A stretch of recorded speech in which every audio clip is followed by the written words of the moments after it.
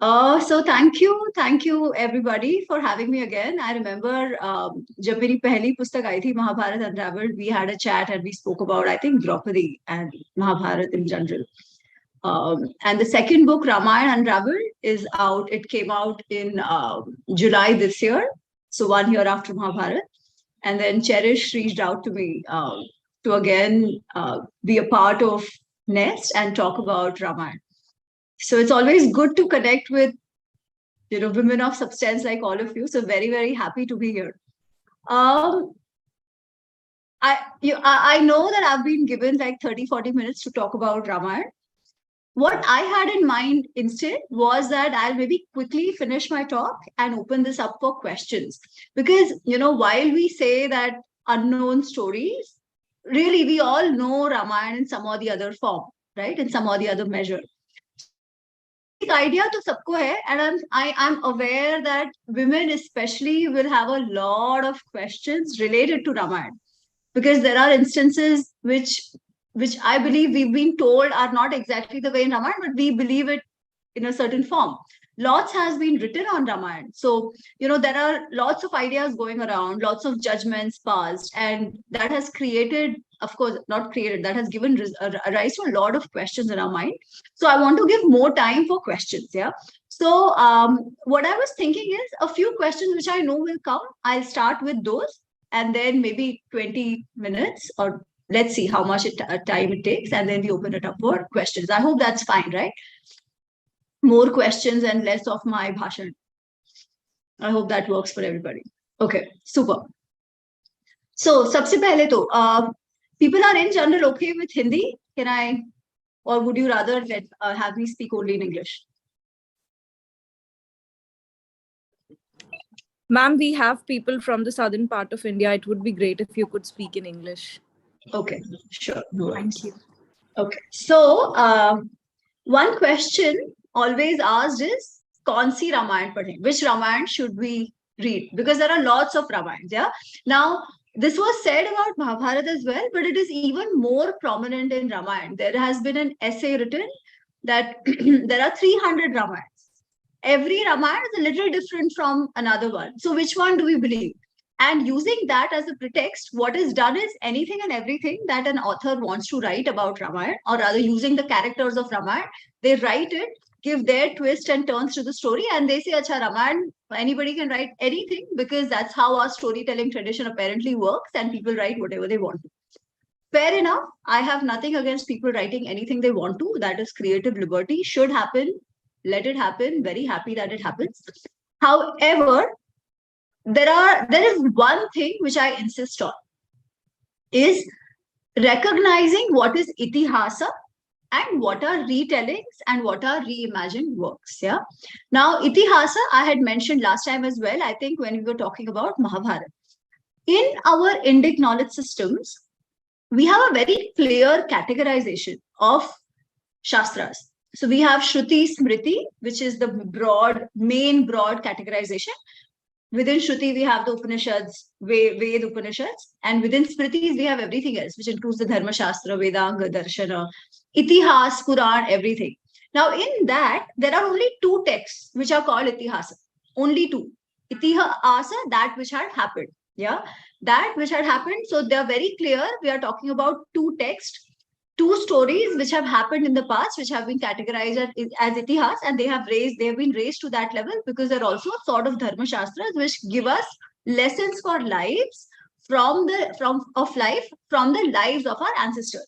And they only called Mahabharata and Ramayana as itihas, nothing else. Yeah. So to me, Ramayana and Mahabharata are itihas. Now, if we treat them as itihas, then clearly there has to be one source of truth. Whatever else is written after that can be a retelling. No problem with that at all.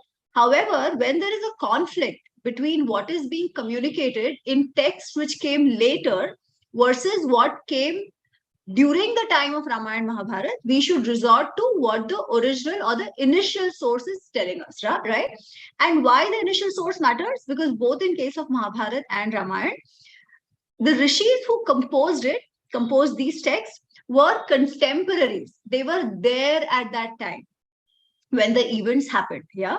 So their narration has to have primacy over everything else, which means if there is a conflict of an incident between Valmiki Ramayana and Tulsidas Ji's Ramayana, or if there is a conflict between Valmiki Ramayana and the other ones which we talk about, Adhyatma Ramayana, or Jain Ramayana, or Rishi Kamba's Ramayana, all of this, what takes precedence? What would be more important? What would be the source of truth? The Ramayana composed by Rishi Valmiki. So while we say there are 300 Ramayans, there is only one Ramayana of Valmiki Rishi, which is Valmiki Rachit Ramayana. Everything else is based on it. All these Ramayans that people talk about, to begin with, always pay their salutations to Rishi Valmiki. They all recognize that the initial original Ramayana, Aitihasik Ramayana, is Valmiki ji's Ramayana. Yeah. Now people will say, but who knows which is the original Ramayana? There are multiple versions in Ramayana itself. That is actually not true. Yes, there have been different manuscripts. Every manuscript, there might be some small difference here and there, but by and large, it is actually not that different. Yeah. So when people talk about 300 Ramayans, they are talking about retellings of Ramayans. Retelling में तो जिसको जो लिखना है लिखे, है ना? That is perfectly all right. And people have written with certain bhav. So I am not trying to say that कल से तुलसीदास जी का रामायण मत पढ़ो. No. I'm not saying Ramcharitmanas has no value. I'm not saying Kamba Ramayana has no value. They all have their values. They have been written in certain age and time. They have been written with certain bhava, which the author, the poet had for their Ishta, Sri Ram, right? So there was always a purpose. There was always a reason why some of them were written. And even today, they continue to be important. Again, just to reiterate, from an Aitihasik value though, going back to the original Ramayana is extremely important. Now, why am I saying all of this? How does it matter? Yeah, two things. One, we have Itihas, we have been given Itihas so that we take the right lessons from the Itihas to live our own lives. That is the purpose of Itihas, as also mentioned in its definition. Now, if we want to take the right lessons from Itihasa, it is extremely important that we know Itihas for what it is. Else, what will happen is that the conclusions that we draw for our own lives will be all messed up. Like, I'll just give you an example, maybe talk about it in detail later.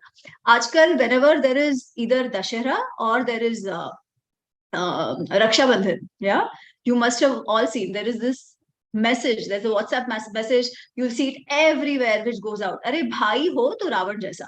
If there's a brother, let it be like Ravan. Why? Because Ravan went and fought for his sister. He did not even touch Sita Ma. He is this, heralder of, this icon of feminism and liberalism apparently, because he waited for consent. And Sri Ram actually left his wife. Hence, if there should be a brother, let a brother be like Ravan and not like Sri Ram. If there is an ideal, let it be Ravan and not somebody like Sri Ram. These kinds of messages go on. Now, this is, well, this has, this also leads me to the other point. One is that learnings itself are wrong. So what are we saying? Be like Ravan. Now, when we actually read the character of Ravan in Valmiki Ramayana, we see why he's Ravan. We see why it was important to eliminate him. We see why he met the death he met. If he was that good, that full of principles, what was the need to kill him in the first place, right? Is that what the Shastra is telling us then? That, oh, no, he was all good. It's just that people did not understand. Or Ramji had to be shown great, hence he killed Ravan, right? Now, hence the learning itself that we're taking away is wrong. We are actually just judging the characters without actually learning anything from our own life. So one is that learnings for our lives will be right only if we understand the story for what it is. The other thing is, the whole history today has become a war of propaganda, a narrative war, right? On one end, we are told that our stories, our history is all mythology, is a mythology. Yeah, mythology by itself is not a problem. The word mythology basically means belief systems of people, which could be true, which may not be true. However, when it is used in Indic context, it basically means something that was not true, something make believe that we are just believing in, but it has no fact. It has no backing of facts. Just an imaginary story of somebody's mind. Now, but on the other side, if they want to whip us, calling us misogynist, calling us casteist, they'll use examples of stories which they like from Ramayana, Mahabharata. They'll say, oh, Ramayana to aisa bolta hai, Mahabharata to aisa bolta hai. You guys have always been like this, yeah. And then our own epics, our own itihas is used as a tool of warfare against us, as is happening now, to create fissures in the society. And actually, when we go back and look into this itihas, we realize that there is nothing of that sort. Most of the things which are cherry picked, so to say, and presented to us, which seem like misogyny or seem like casteism or seem like injustice, have actually been given in a very different form in what actually happened in itihas. Yeah. So even to ensure we don't fall prey to such narrative wars, which is happening significantly in the last few years, we need to know itihas for what it is. Yeah. Going back to the original, going back to the source to actually even know what these stories are. It is not just for entertainment.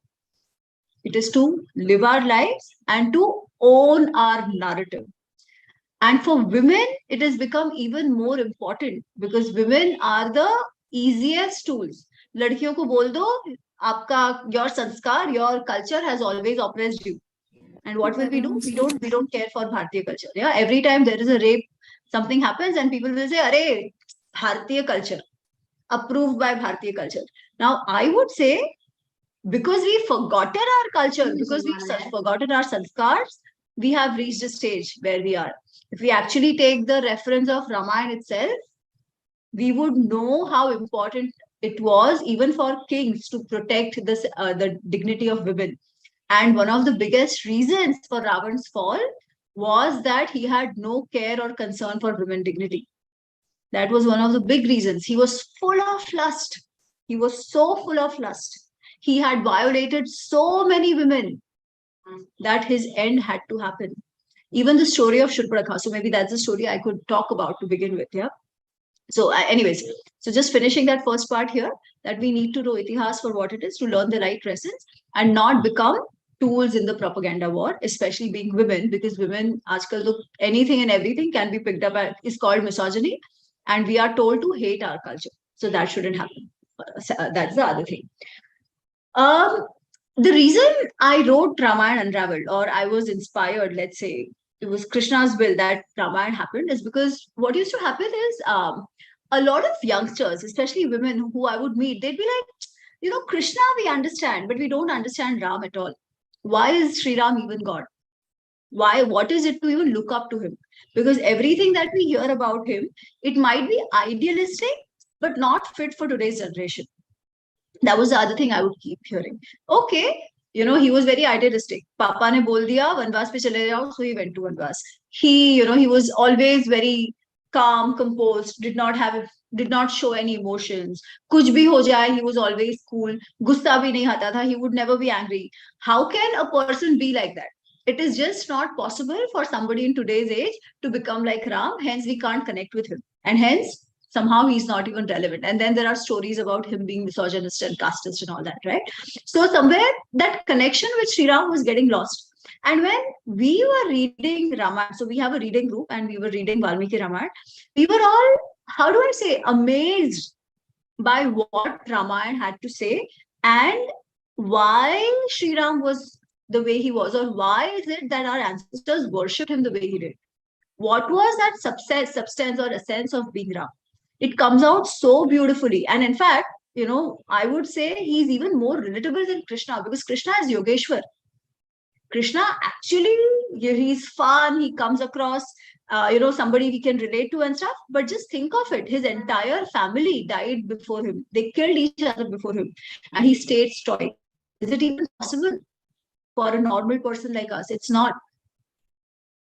Krishna is Yogeshwar. Even Sri Ram has achieved that state of Yogasthita, but he's a lot more expressive. He's a lot more expressive in his relationships. He's lot more expressive to Sitaji himself. The relation of Ram and Sita, Sri Ram and Sitaji that comes across in Valmiki Ramayana is absolutely beautiful. Is absolutely beautiful. You know, he's one of the most romantic husbands, if I may say. The whole character of Sri Ram, the pain that he goes through when Sitaji is kidnapped by Ravan. So all these aspects had to come out. The whole thing about him being very, very idealistic, not relatable, that itself is actually not, that's not how it is given in Ramayana either. In Ramayana, Sri Ram actually explains why he is doing certain things, and when we understand his thought process, we realize that there is so much more to learn from him than what we are usually told. You know, boxing him as somebody supremely idealistic. Maryada Purushottam bol diya, and hence he can only do this and can only do that. In that, what is happening is the deeper essence of his thought process is getting lost. Now, before I go to Ravan, which I want to, before I open this up for questions, I want to take one example. And that example is of Sri Ramji going on Vanvas. Why he goes on Vanvas. Yeah. A lot of people also say that, was it even right? Just because Papa ne bol diya to chala jana. Was that even right? Because at the end of the day, he was a Kshatriya. He was about to be coronated the king of Ayodhya. So if the father is also not fair, if the father is unjust, then also a son, a Kshatriya, does not necessarily have to do what his father tells him to do. In a way, Gita mein bhi to yahi kehte hai na. Gita mein Arjun doesn't want to fight just because it's his family standing across him. And Krishna tells him, doesn't matter. You should fight for justice. You should fight for dharma. That is what matters. So the same thing applies on Sri Ram's case as well. And I'll tell you why. Because the coronation of Sri Ram, his Abhisheka, is not just the decision of Dashrath alone. Sri Ram's Abhisheka is a consensus decision taken by the people of Ayodhya. There is a Sabha called. There is a Sabha called in which a proposal is floated about who should be the next king.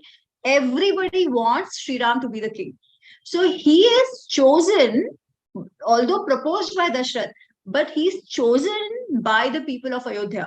So by him going away or by his Vanvas, actually Dashrath is not being true to even the promise he made to his people.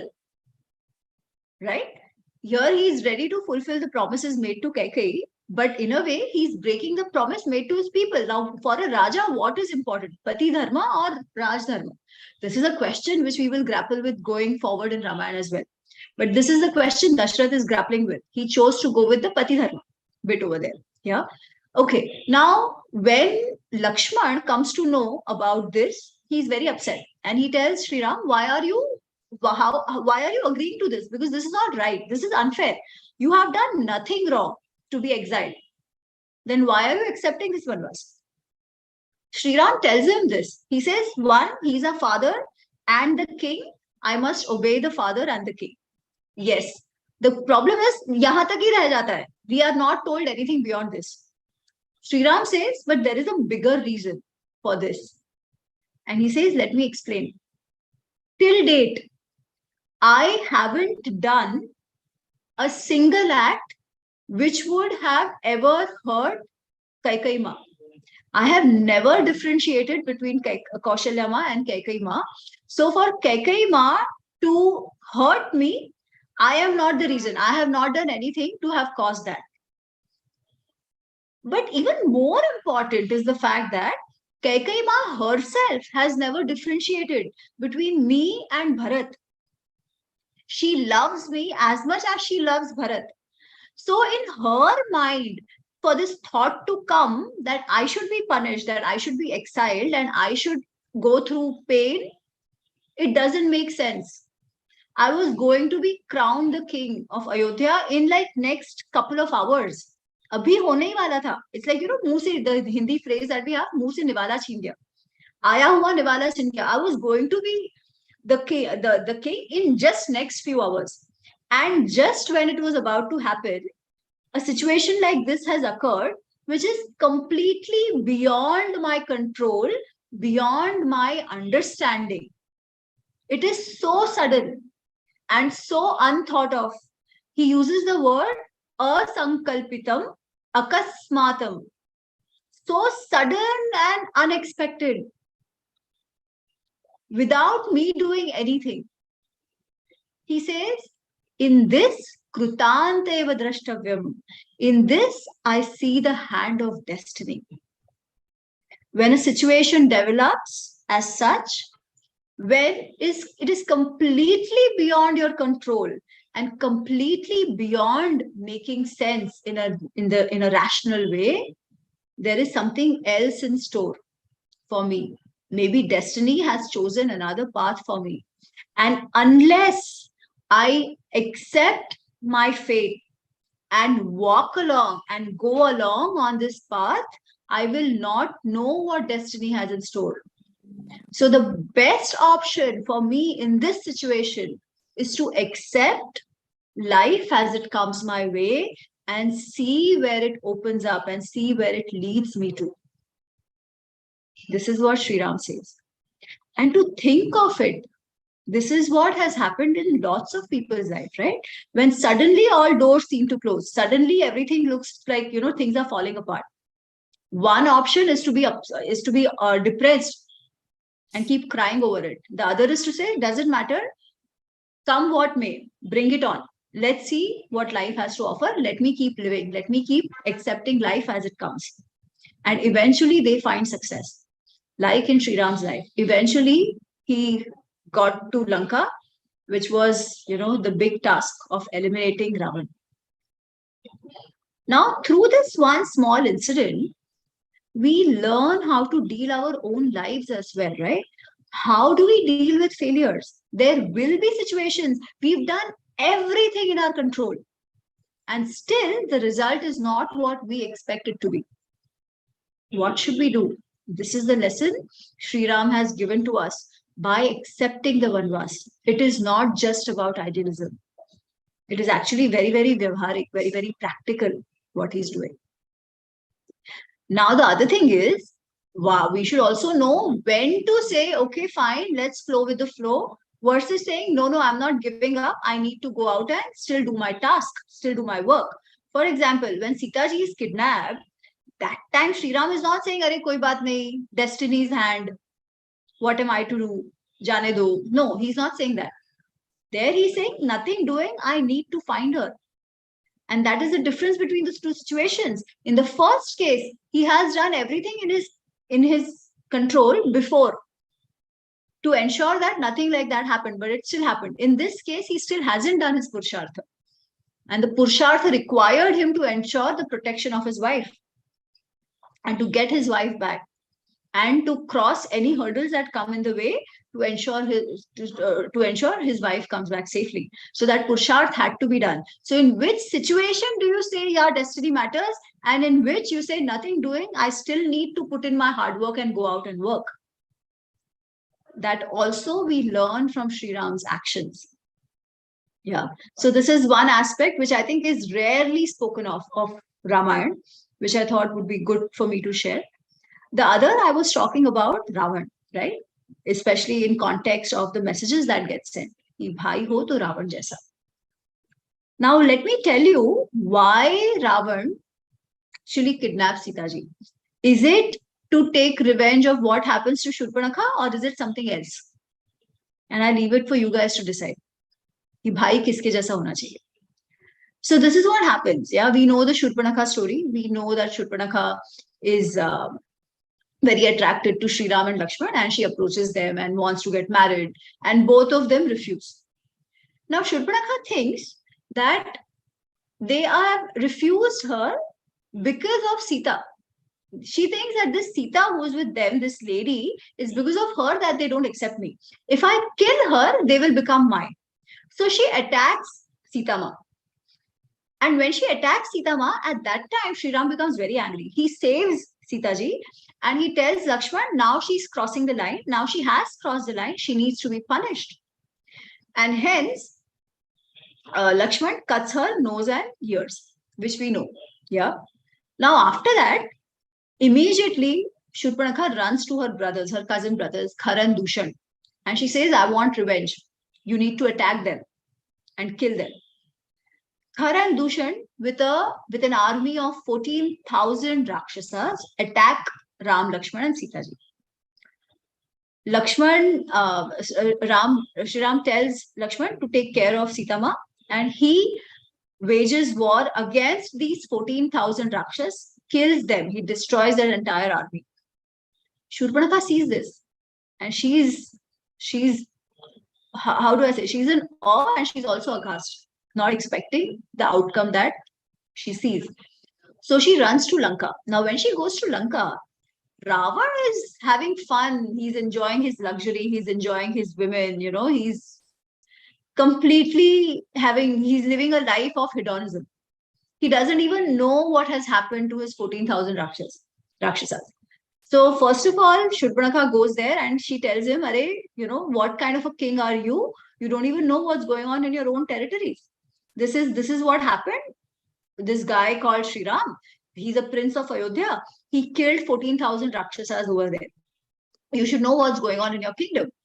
And then she says, and this is the same person, he and his brother, see what they did to me. They cut my ears and nose. So Ravan says, why did they cut your ears and nose? What happened? You tell me. Now see what Shurpanakha does. If she knew that her brother will be so upset at her dasha, her situation, she would have said no, that I was whatever I did, and this is the harm that they did to me. They cut my ears and nose. Instead, Shurpanakha lies. She says, you know what? In this jungle, Sri Ram and Lakshman, they live with Ram's wife, who's called Sita. And this woman is so beautiful that she's like a money. She's like a gem amongst all women. I haven't seen anybody as beautiful as her. And she goes on to describe every physical beauty of, every physical attribute of Sita ji, to say how beautiful this lady is. She says, she is Tava Anurupa Bharya. She is fit to be your wife only. Because Sita is so beautiful that whoever's alingan she does, if she hugs somebody, that person will get the pleasure of being a god. That beautiful she is. Hence, I went to get her for you. I went so that I could get her for you. And at that time, to stop me from taking her away, this is what Lakshman did to me. Now, hearing this, now think of it, right? Shurpanakha actually knows what's the weakness of Ravan. She knows that just by seeing her, the guy who doesn't even care that 14,000 of his people are slain there, he would do nothing just seeing her ears and nose cut. But she knew what would get him to action. So she made up this story, and she gave a description of Sita Ma. And Ravan was so overcome with lust, just hearing about Sita ji's beauty, that he was like, I need to have her. I need to get her. And he goes, takes Marich's help. Marich tells him that what you're doing is not right. It is very difficult to actually fight against Sri Ram. He will never leave you if you do anything to Sita. But he doesn't listen. He gets Marich to help him, and they kidnap Sita ji. It is not to take revenge for Shurpanakha. It is to satisfy his lust. His entire body is hungry, is thirsting for Sita after listening to the description that Shurpanakha has given. Then the question is, but why didn't he touch her? Touch her in the sense, why didn't he force himself upon her? Because he touched her, of course. When he picked her up, he touched her. Why did he not force himself? Why was he waiting for consent, people would say? But then was he waiting for consent is the question. He wasn't waiting for consent. And this question is exactly what one of his ministers asks him, Mahaparshva. He asks him that, what are you waiting for? It's already, he had told Sita in the beginning itself that you come to me. I'll give you all the luxuries in the world. You name it, and that I'll make it happen for you. Sita ji says, I don't care for you. Who are you? None of your luxuries are ever going to make me want you. So you go away. I only care for my husband. So 10 months have passed by. Again, Ravan is only trying and trying and trying to convince her. So Mahaparshva, who eventually, when he gets to know, he says, what are you waiting for? You don't need to wait for anybody's consent. Go enjoy her. How does it matter? Yeah. And that time Ravan says, actually, there is a problem. I fear for my death. Why do I fear for my death? He says, there was this lady called Punjiksthala. I violated her against her wishes. She went and complained to Brahmaji. Now, it was through Brahmadev's boon that Ravan was so carefree, right? That humans can't kill him. That nobody can kill him, and humans he didn't consider anyways. The boon he had was that nobody except humans can kill him. That was the boon he asked. He wanted Amaratva. He wanted he wanted Amaratva, but Brahmaji says, no, nobody can get Amaratva. So he says, okay, fine. Anyways, humans are no match to me. So you remove humans from the list, but get me Amaratva from everybody else. Brahmaji says, Tathastu. Yeah. So it is through Brahmaji's boon that he had become so powerful, because he knew nobody could do anything to him. And because Punjiksthala had complained, Brahmaji had said that he has now crossed all the lines, because he has violated so many women, and you see that in Ramayana as well. There are 3-4 prominent ones. One is Vedvati, one is Punjiksthala, one is Rambha. These are the prominent ones who he has violated. But even beyond that, there are so many, like thousands of women who he has kidnapped, who he has captured. Many of them eventually gave in, because he brought them to Lanka. So many of them gave in and became a part of his harem. Others didn't. So Vedvati committed suicide when he tried to violate her. Yeah, and she also cursed him. Then there was this curse from Brahmaji, which said that if he violates any other woman, his head would break, his head would explode. So this story of Punjiksthala is what Ravan himself tells Mahaparshva. It is not because he was waiting for any consent. What about the consent of the other thousands of women who he had violated? He did not wait for anybody's consent. It was only in this case, because now he had reached a limit where even Brahmadev was like, enough is enough. And that is why he doesn't he doesn't force himself upon Sita ji. It is not out of any care for consent. Yeah. So next time when you see such a message, bhai ho to Ravan jaisa, you know what to do. So really, do you want a brother like that who will not stand up for you, but you have to play games to get him to do what you want? And consent? Absolutely not. There is no consent. If there is anybody who's misogynist, it is Ravan. If there's anybody who objectifies women, it is Ravan in Mahabharata, in Ramayana. Anyways, so I gave you 2 small snippets of the epic, of the Itihasa. I will stop here and open this up for questions. Ask whatever you have in mind. Yatha Samarthya, I will try and answer. Hope that works for all. Because otherwise, I can speak for another 2 hours talking about smaller instances. Thank you, Amiji. It was an absolutely wonderful and insightful session, and I hope all the viewers, now I'm pretty sure that they are much more informed about the details and the little notions that we were unaware about. So thank you so much for taking out this time and enlightening us.